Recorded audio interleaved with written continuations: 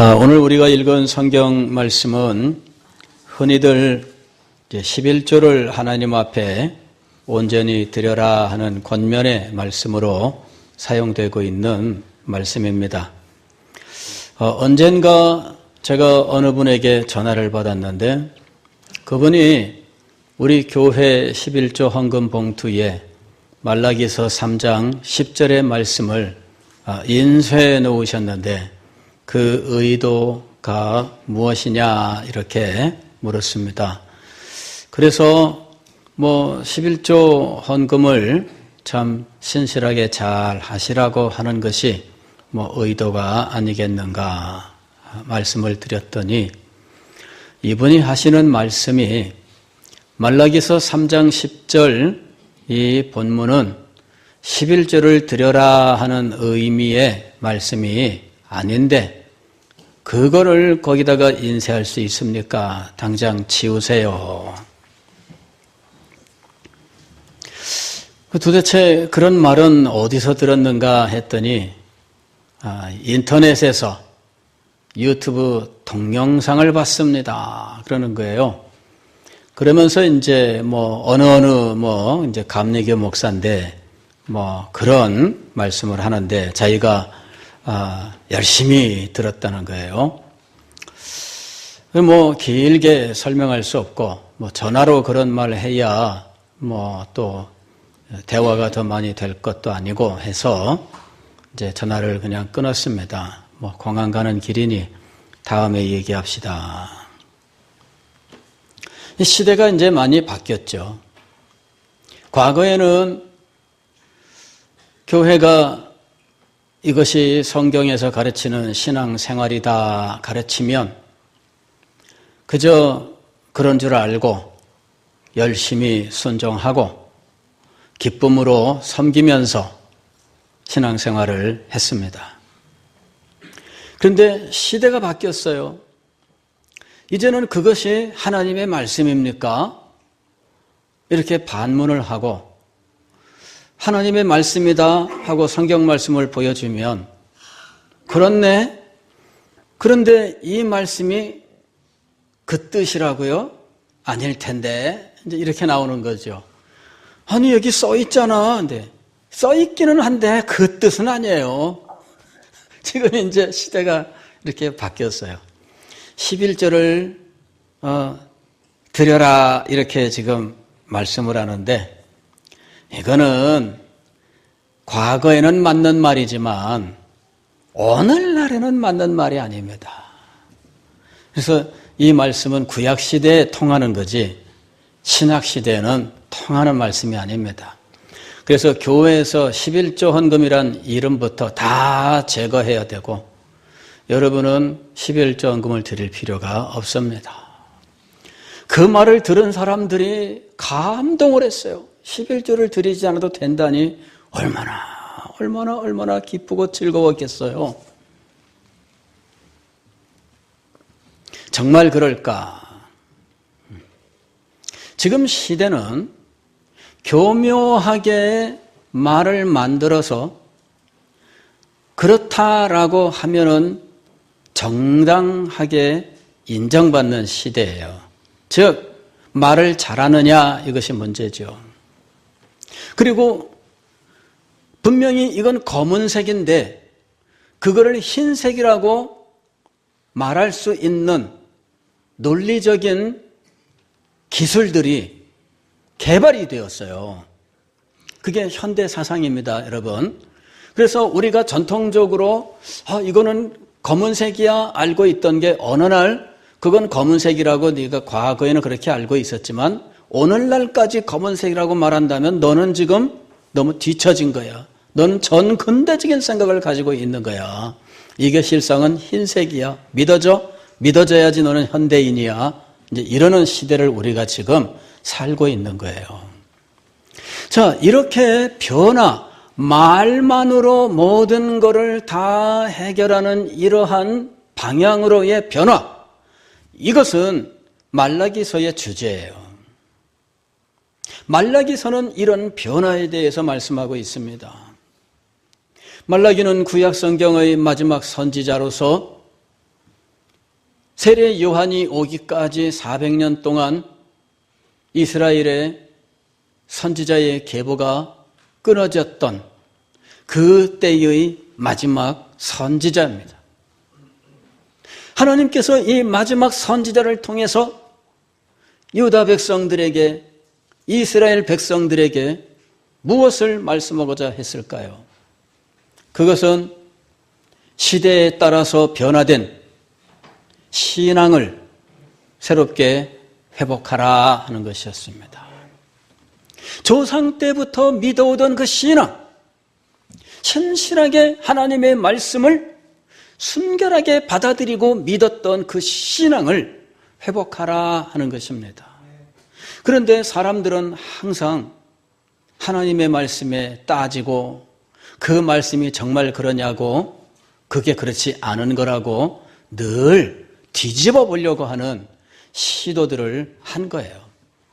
말라기서를 읽어보게 되면 그런 모습들을 볼 수가 있습니다.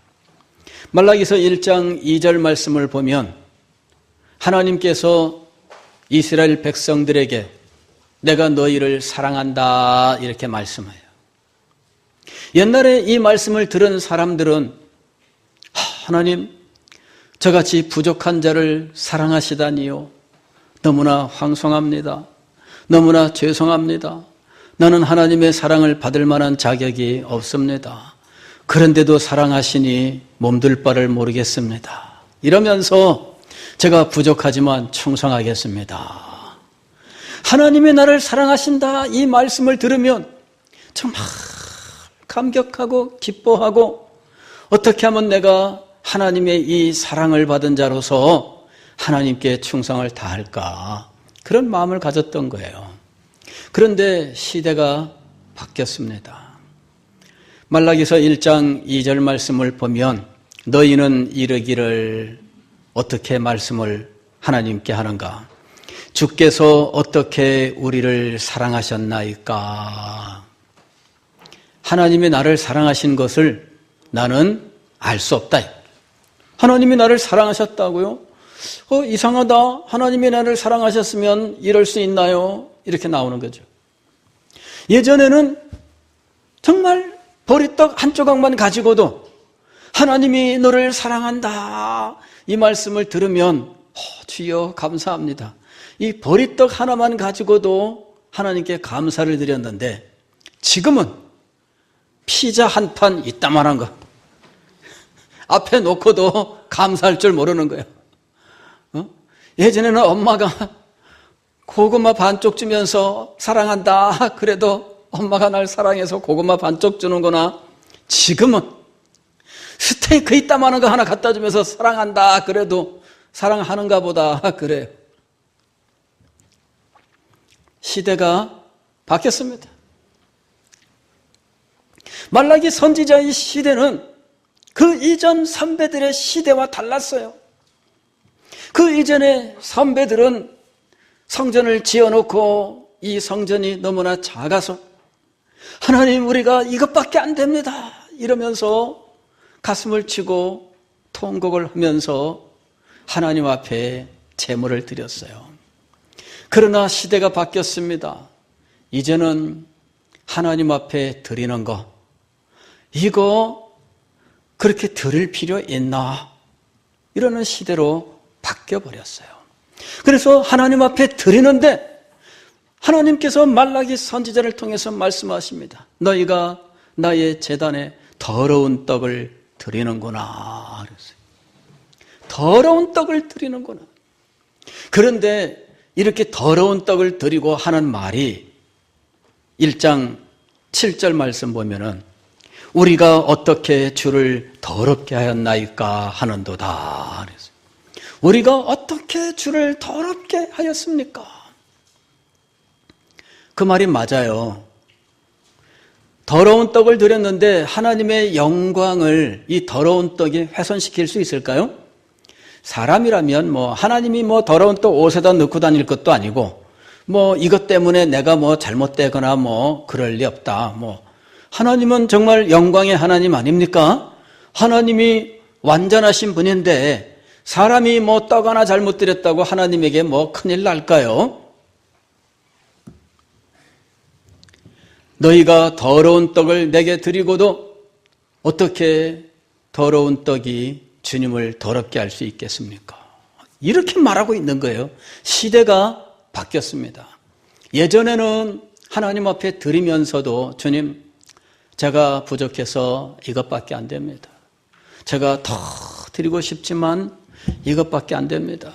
그래도 주님 받아주십시오. 이러면서 주님 앞에 드렸던 거예요. 우리가 말씀을 많이 들었잖아요. 오병이어의 기적이 일어났을 때 어떤 부자가 트럭 10대를 끌고 나타나서 거기에 떡과 물고기를 구운 생선을 가득 가지고 와서 주님, 이거 오늘 여기 모여있는 5,000명 분량의 점심 식사입니다. 그렇게 가져와서 이 사람들이 먹은 거 아니잖아요. 그렇죠? 여기 한 소년이 있어. 여기 한 소년이 있어. 자기가 먹으려고 가져온 이 도시락을 지금 내놨습니다. 그런데 도시락에 들어있는 거는 보리떡 5개와 물고기 2마리였던 거예요. 이것이 무슨 소용이 되겠습니까? 사람의 눈으로 볼 때에 이건 아무것도 아니었어요. 이까짓 것 가지고 지금 현재 5,000명, 그것도 남자만 5,000명이라고 부르는 이 사람들을 먹일 수 있을까요? 택도 없습니다. 이것이 누구나 다 가지고 있는 생각이었어요. 그러나 예수님께서 그 떡을 받으시고 축사하시고 떼어주셨는데, 참 우리 주일학교 때 아이들 부르는 찬송에 떼주고 떼주고 또 떼어도 그 다함이 없네. 그죠? 떼어주고 떼어주고 또 떼어줘도 다함이 없네. 계속해서 먹었는데 이 사람들이 다 먹고 12광주리가 남았어요.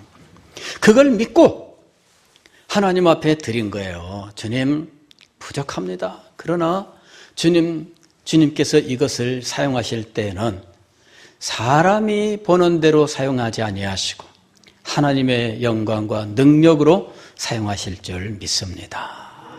그러면서 하나님 앞에 드린 거예요.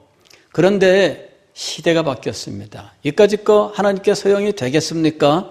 그러니까 안 드리고 말지요. 이런 상황이 된 거죠. 예.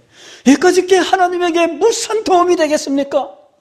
이거 하나 더 드린다고 해서 하나님 부자 되는 것도 아니고, 이거 조금 더 드린다고 해서 하나님 뭐 큰 도움을 받는 것도 아니고, 그럴 바에야 우리가 하나님에게 이까짓 거 드릴 필요 뭐 있겠습니까? 시대가 바뀌었어요. 만군의 여호와가 이르노라. 너희가 눈먼 희생 제물을 바치는 것이, 저는 것 병든 것을 드리는 것이 어찌 악하지 아니하냐. 그런데 이런 것들을 드리면서도 하나님, 눈먼 것도 쓰실 줄 믿습니다. 이렇게 되는 거죠. 예, 이게 이제 완전히 지금 바뀐 거예요. 저는 것도 쓰실 줄 믿습니다. 하나님은 저는 것을 사용해서 안 저는 것처럼 쓰실 수 있는 능력이 있습니다. 믿습니다. 완전히 지금 시대가 바뀐 거예요.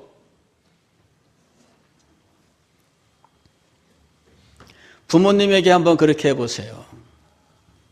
하긴 뭐 요새 그런 자식들도 뭐 없는 건 아니지만은, 하긴 옛날이라고 해서 그런 자식이 뭐 없었던 건 아니겠지만, 우리는 누구나 다 인정하는 것은 그거는 자식도 아니다. 그렇잖아요? 사람에게도 그렇게 하지 않습니다.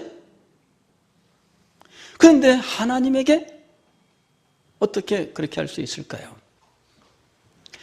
말라기서 1장 9절 말씀을 보면 너희는 하나님께 은혜를 구하면서 너희가 이같이 행하였으니, 그래요.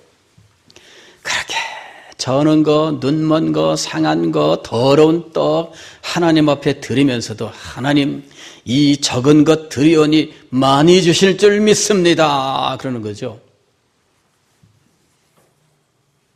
그게 믿음일까요?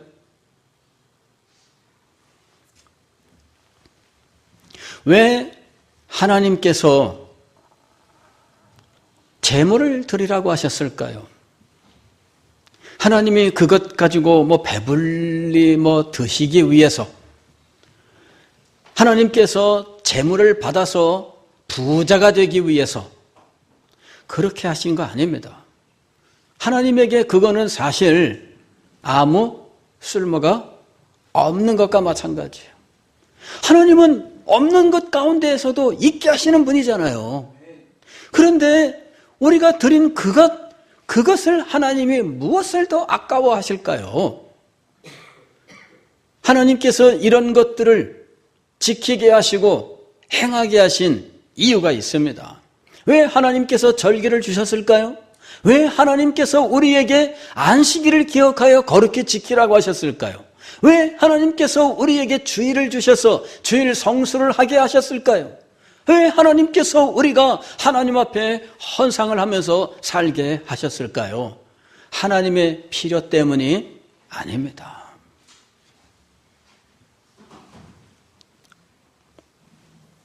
말라기서 2장 4절 말씀을 보면 이렇게 말씀합니다.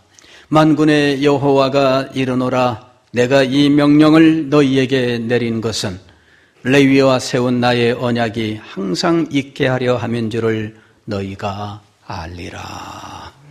목적은 무엇이냐면은 하나님과 맺은 언약을 우리 앞에 항상 두기 위해서예요. 언약이 무엇입니까? 언약은 하나님과 우리 사이의 이 친밀한 관계를 법적으로 확실하게 하는 거예요. 법적으로 확실하게 하면 여러분 그 법의 효력이 나에게 미치는 겁니다. 이거 적당한 예가 될지 모르겠습니다만은 어떤 분이 재혼을 하셨는데 부인 되는 분이 집안채 내 몫으로 등기해 주세요. 등기해 주세요. 나중에 줄게요. 근데 등기를 해 주세요. 나중에 줄게요. 믿을 수 있을까요? 없을까요? 하나님의 말씀이야 그런 건 인간의 약속하고는 다르죠. 하나님의 약속은 인간의 법보다 더 확실합니다. 예. 어쨌든 그냥 상황이 그렇다는 거죠. 하나님이 왜 우리와 언약을 맺으셨느냐? 우리를 당신의 백성으로 삼으시고 자녀로 삼으시고 우리에게 축복하시기 위해서입니다. 우리의 영혼을 살리시고 우리의 삶을 풍성하게 하기 위해서 하나님은 우리와 언약을 맺으셨던 거예요. 그래서 이 언약을 우리가 기억하고 언약에 충실한 삶을 살게 하기 위해서 하나님께서는 이와 같은 규례를 명령으로 주셨던 것입니다. 그래서 이 규례를 따라서 우리는 하나님 앞에서 모여 예배를 드리고 우리는 하나님 앞에 제물을 드리고 우리는 성도의 교통을 이루고 있는 것입니다. 하나님께서 이 언약 가운데 우리가 살아가도록 이와 같이 우리의 유익을 위하여 이런 규례를 허락해 주셨던 겁니다. 그런데 하나님의 이 거룩한 뜻을 깨닫지 못한 이 사람들, 하나님께 대하여 온갖 말들을 함부로 해대는데 그것이 모두 결과적으로 결국은 어떤 일이 되느냐? 말라기서 2장 10절 말씀을 보게 되면 이것이 언약을 욕되게 하는 행위다라고 말씀합니다. 우리는 한 아버지를 가지지 아니하였느냐? 한 하나님께서 지으신 바가 아니냐? 어찌하여 우리 각 사람이 자기 형제에게 거짓을 행하여 우리 조상들의 언약을 욕되게 하느냐? 우리 하나님을 우리가 하나님으로 모시고 하나님의 사랑을 받으며 하나님의 축복을 받으며 이 세상을 살아갑니다. 그런데 하나님께 대하여 어찌 이런 식으로 행하면서 하나님이 내게 주신 그 언약을 욕되게 할 수 있느냐 하는 거예요. 부모에게 함부로 하는 자녀를 생각해 보세요. 엄마가 뭔데 이렇게 나오는 경우가 있죠. 아빠가 뭔데 이렇게 나와요. 엄마가 뭔데 이런 걸 자꾸 이렇게. 그러면 참 이게 뭐예요? 부모와 자식의 관계를 어떻게 하는 거예요? 이 아이는 아무렇지도 않게 생각하는 거죠. 부모 자식의 관계가 뭔데? 그래 뭐 그까짓 게 뭔데? 이렇게 나오는 거죠. 이게 언약을 모욕한다라고 하는 말의 의미입니다. 하나님과 나와의 관계가 뭔데? 하나님과의 관계가 뭔데 내가 이렇게 해야 돼요? 하나님이 나에게 뭔데 이렇게 해야 돼요? 하나님이 언제 내 삶에 뭐 도와준 거 있어요? 하나님이 언제 내 삶에 뭐 역사한 거 있어요? 내가 먹고 사는 거 다 내가 벌어서 먹고 사는 거지. 하나님이 뭔데? 자, 이것이 언약을 멸시하는 사람들의 모습이에요. 이렇게 하나님을 인정치 않고 하나님과의 언약을 모욕함으로 하나님이 주신 이 규례들을 이런 식으로 행하면서 하나님께 막 나가는 모습을 보여준 거죠. 이것이 바로 시대의 변화예요. 하나님께서는 이런 시대의 변화를 그냥 버려두지 아니하시고 하나님의 종을 보내서 이런 현실을 깨닫게 하시기 위하여 말씀을 전하셨던 거예요. 하나님께서 장치를 마련하셨습니다. 말라기서 3장 1절을 보게 되면 하나님은 언약의 사자를 보내신다. 왜냐하면 그들이 하나님 앞에 드리는 이 헌상을 멸시하는 행위가 하나님의 언약을 욕되게 하는 일이기 때문에 이 언약을 새롭게 하는 언약의 사자를 보내신다는 거예요. 만군의 여호와가 이르노라. 보라, 내가 내 사자를 보내리니 그가 내 앞에서 길을 준비할 것이요 또 너희가 구하는 바 주가 갑자기 그의 성전에 임하시리니 곧 너희가 사모하는 바 언약의 사자가 임하실 것이라. 언약의 사자가 임해서 언약을 새롭게 하는 일을 행할 거예요. 그래서 4절 말씀을 보면 그때의 유다와 예루살렘의 봉헌물이 옛날과 고대와 같이 나 여호와께 기쁨이 되려니와. 회복의 놀라운 역사를 이루신다는 거예요. 자, 우리는 지금 이 변화된 세계를 살고 있어요. 이미 과거의 모든 경건에 대하여 신뢰하지 않는 이런 상황 속에 우리는 살고 있습니다. 세상은 당연하거니와 교회 안에서도 경건의 능력을 부인하는 일들이 이제는 다반사가 되어 있습니다. 하나님 앞에 기도하는 일이 아무것도 아닌 이런 시대 속에 우리는 살고 있습니다. 하나님의 백성들도 기도의 능력을 믿지 않습니다. 하나님의 백성들도 하나님의 그 권세와 영광을 믿지 않습니다. 하나님의 백성들도 이 모든 것들에 대하여 신뢰하지 않는 시대를 우리가 지금 살고 있습니다. 이것은 점점 악화되면 악화되었지 나아질 기미는 보이지 않습니다. 어떻게 해야 될까요? 우리가 금년에 다음 세대를 세우는 것이 우리에게 주신 시대적인 사명이다라는 주제를 가지고 1년 동안 메시지도 듣고 기도하고 여러 가지 연구와 탐방의 시간을 가졌습니다. 자, 우리는 시대가 이미 변했다라고 하는 사실을 절감합니다.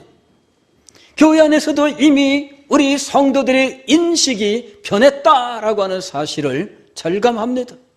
과거의 신앙의 선배들이 신앙생활하던 모든 이 모습들을 과거의 것으로 돌려버리고 오늘날은 이렇게 살지 않으려고 하는 모습들을 우리는 얼마든지 보는 거예요.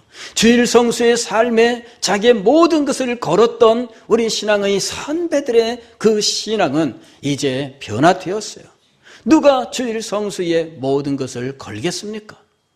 11조를 드리기 위해서 하나님 앞에 신실하게 살며 애를 썼던 이 신앙의 선배들의 그 모습은 이제는 다 어리석은 것으로 돌려버리는 이와 같은 시대가 이미 되어버리고 마른 거예요.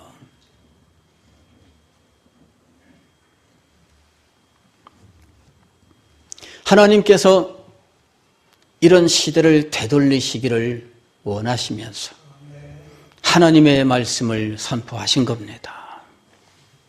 만군의 여호와가 이르노라. 너희 조상들의 날로부터 너희가 나의 규례를 떠나 지키지 아니하였도다. 변화돼 버렸어요. 그런데 하나님께서는 그들에게 돌아오라고 말씀하시는 거예요. 그런즉 내게로 돌아오라. 그리하면 나도 너희에게로 돌아가리라. 그랬더니 묻는 게 어떻게 하여야 돌아가리까? 이렇게 물은 거예요. 하나님께서 하나의 예를 드셨습니다. 하나님이 주신 규례가 많아요.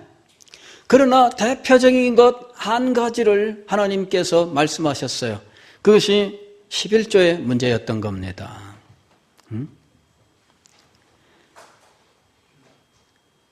온전한 11조를 창고에 들여 나의 집에 양식이 있게 하고 그것으로 나를 시험하여 내가 하늘문을 열고 너희에게 복을 받을 쌓을 것이 없도록 붙지 아니하나 보라. 11조는 이 회복에 있어서 모든 것이 아니라 최소한이었던 거예요. 왜냐하면 하나님을 섬기는 이 신앙의 규례는 11조 하나만 있는 게 아니거든요. 11조 하나만 지금 예를 든 거예요. 하나님은 지금 여기서 규례 전부에 대해서 말씀하고 계시는 겁니다. 그래서 이 말씀을 가지고 11조가 무슨 성경이 드리도록 했냐 말했냐 이렇게 따지는 것은 의미가 없어요.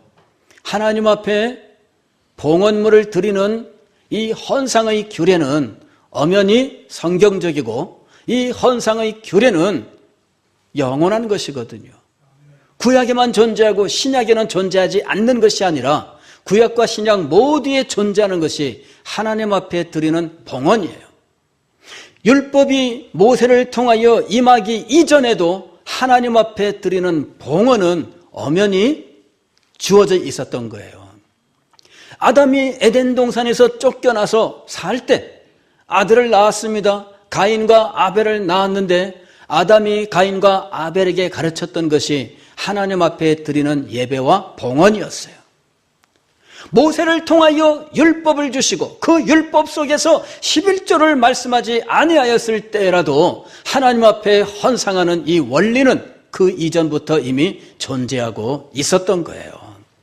모세에게 율법이 임하기 전에도 아브라함은 자기가 그들라오멜의 연합군을 쳐서 빼앗은 것 가운데 10분의 1을 취하여 여호와의 지극히 큰 여호와의 제사장 멜기세덱에게 11조를 드렸던 거예요. 11조가 율법이냐 법이냐, 11조가 너희에게 주어져 있는 당연한 어떤 규정이냐. 여러분, 규정이 아니어도 아브라함이 11조를 드렸어요.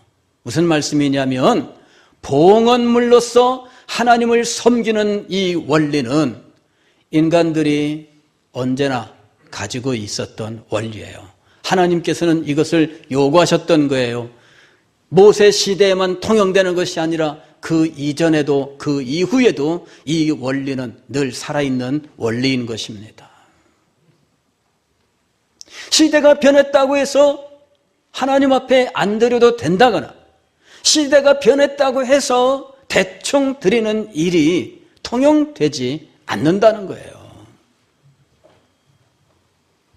사람들은 시대가 변하면 이것이 성경 위에 있는 법인 줄로 생각을 합니다. 시대가 변했으니까 성경 위에 있습니까?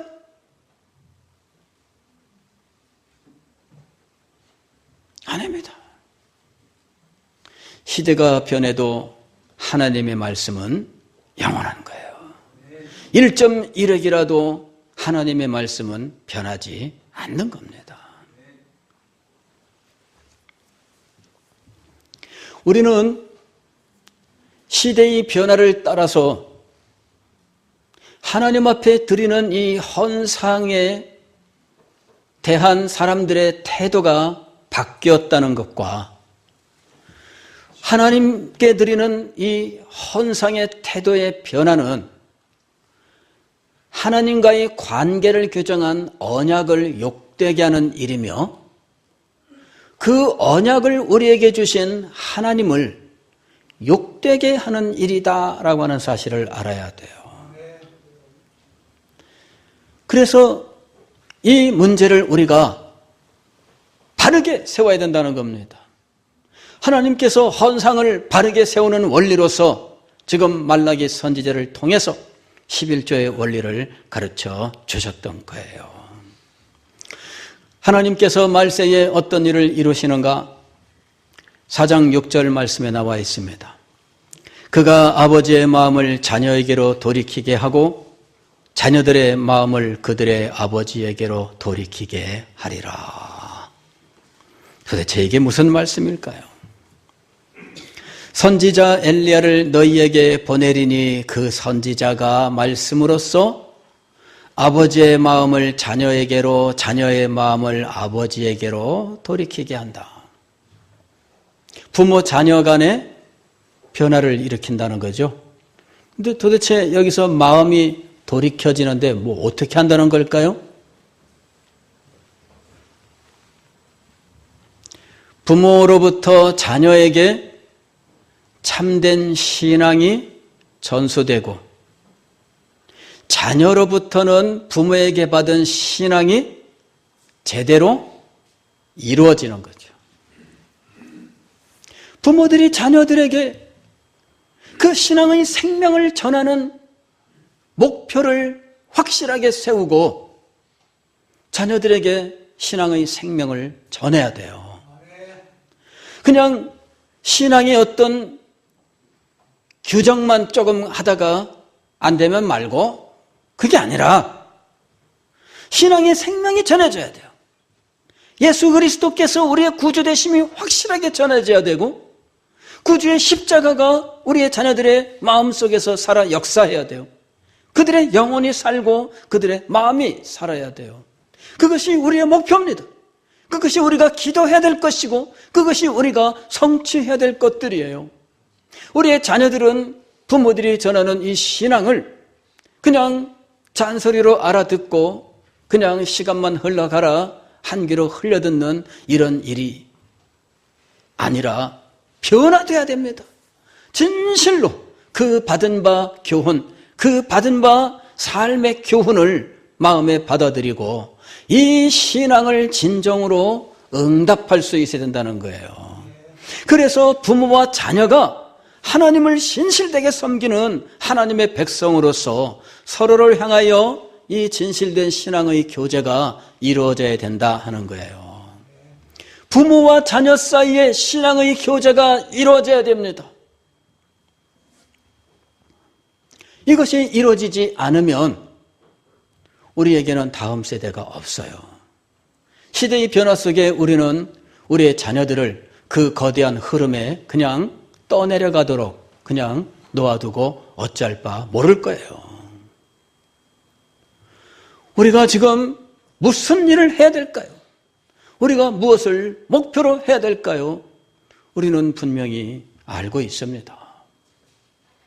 다음 세대를 세운다? 우리는 단순히 그렇게 생각했습니다마는 알고 보면 부모, 자녀 사이에 신앙의 교제가 진실로 일어나야 된다는 거예요. 그게 다음 세대를 세우는 원리예요. 다음 세대를 세우는 원리는 몸 밖에 있는 거 아닙니다. 다음 세대 문제 심각합니다. 이 얘기는 벌써 10여 년 전부터 나왔어요. 그때도 똑같은 이야기였습니다. 20년 전에도 나왔습니다. 그때도 똑같은 이야기였습니다. 그러나 그때 우리가 어떻게 해야 될 것이냐 방법론을 정했는데 그때 우리가 생각한 방법론은 그러므로 교육관을 지읍시다였어요. 지금 교육관 다 텅텅 비고 있습니다.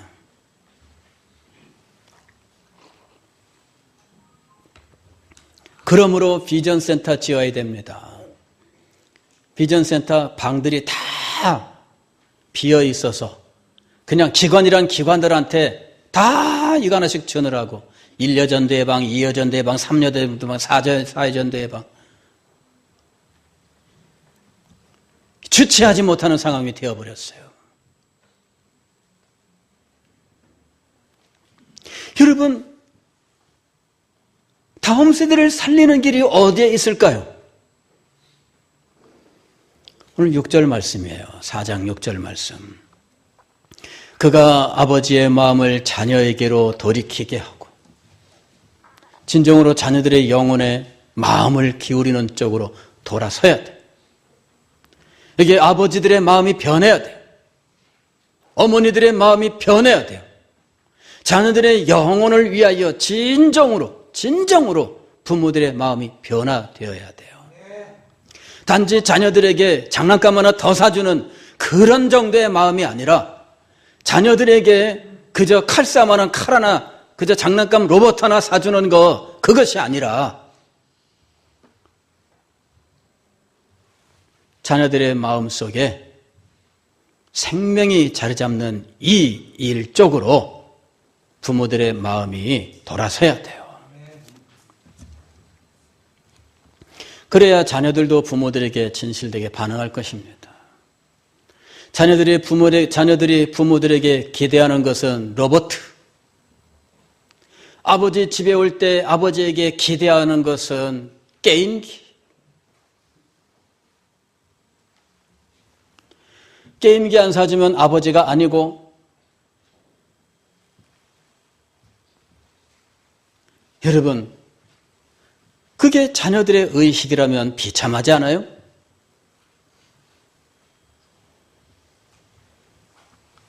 아버지의 마음을 자녀에게로 돌이키게 하고 자녀들의 마음을 그들의 아버지에게로 돌이키게.